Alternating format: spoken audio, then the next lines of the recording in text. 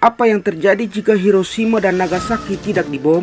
Kemungkinan besar Indonesia belum bisa memproklamasikan kemerdekaannya di tanggal 17 Agustus 1945. Mengapa demikian? Pada tanggal 6 Agustus dan 9 Agustus 1945, Hiroshima dan Nagasaki dibom oleh Amerika Serikat.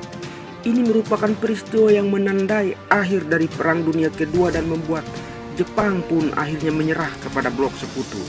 Jenis bom yang dipakai untuk menghancurkan dua kota itu adalah atom nuklir yang memiliki daya ledak yang sangat besar.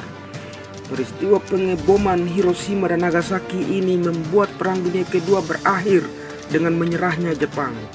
Namun bagaimana jika seandainya Amerika Serikat yang mewakili sekutu tidak melakukan pengeboman di dua kota besar Jepang tersebut, dan peristiwa apa yang mungkin terjadi?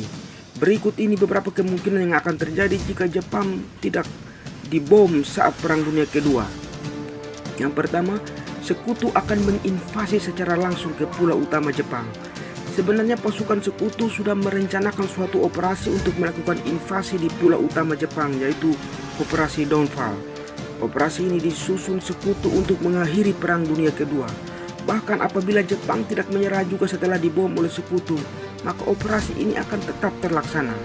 Operasi Downfall akan melibatkan banyak pasukan sekutu yang dibagi menjadi dua pasukan. Satu pasukan dipimpin oleh Amerika Serikat menyerang dari wilayah selatan Jepang, dan pasukan lainnya dipimpin Uni Soviet akan menyerang dari wilayah utara Jepang melalui Manchuria. Akan tetapi karena Jepang sudah menyerah karena pengeboman, maka operasi tidak jadi terlaksana. Yang kedua, Perang Dunia Kedua akan berlangsung lebih lama dan tidak segera berakhir. Masih ada kaitannya dengan poin sebelumnya. Jika Jepang tidak menyerah saat dibom atom, maka Perang Dunia Kedua akan lebih lama berakhir. Perlu diketahui bahwa walau sekutu tidak melakukan pengeboman, Jepang diperkirakan akan tetap kalah cepat atau lambat.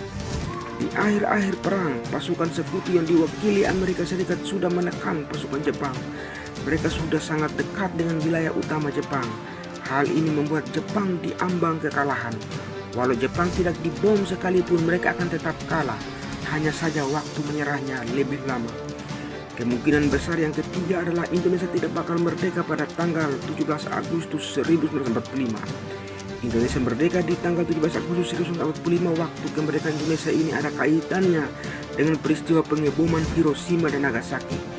Jepang menyerah kepada sekutu tak lama setelah peristiwa pengeboman tersebut. Indonesia yang merupakan negara jajahan Jepang dengan cepat mengambil keuntungan dari menyerahnya Jepang, yaitu dengan melakukan proklamasi kemerdekaan. Apabila Jepang tidak dibom oleh sekutu, maka kemungkinan Indonesia tidak akan merdeka pada 17 Agustus 1945.